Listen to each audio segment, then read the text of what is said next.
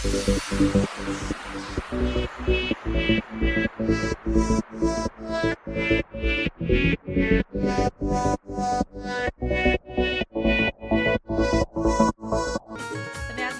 गेले होते तर बाजारामध्ये एकदम फ्रेश बघा एक कोबी घेऊन आलेली आहे. कोबी मंचुरियन बनवणार आहे, त्यासाठी बघू शकता. तर सर्वात पहिले मी त्याला खिसून घेते.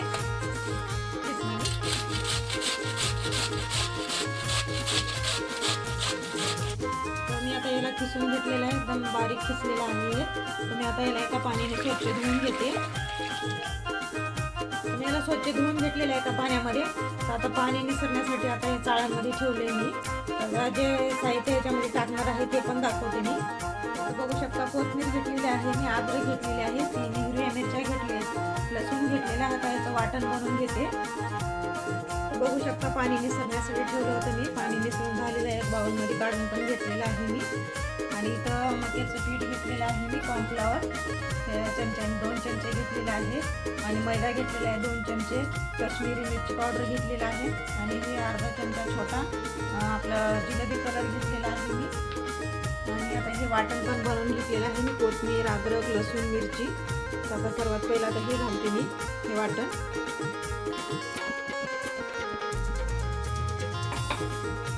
आता हे सर्व एकदम टाकते मी त्यामध्ये.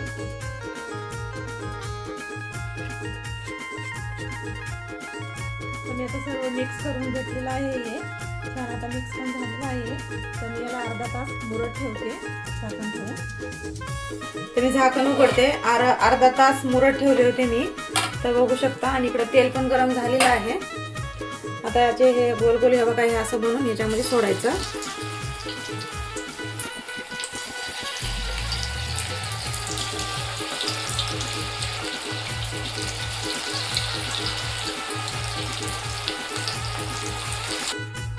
तर कढई ठेवलेली आहे, हे बघा तेल ठेवते मी, टाकते गरम होण्यासाठी.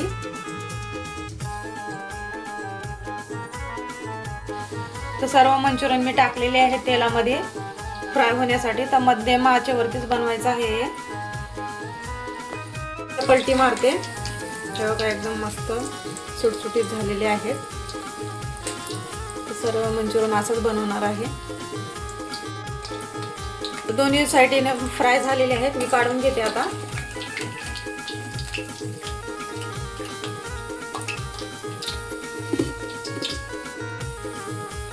तर बघू शकता मंचुरियन बनवून तयार आहे. ते एका कोबीचे भरपूर होतात, बाजारामधून आणायची काहीच गरज नाही. तर घरामध्ये बनवलं ना तो पोटभर खाऊ शकतो माणूस. तर एकदम क्रिस्पी झालेला आहे बघा, तोडून दाखवते मी. आणि चटणीमध्ये पण एकदम भारी लागतं हे खायला. तर तुम्ही पण असंच बनवा आणि खा. चला भेटूया पुढच्या रेसिपीमध्ये.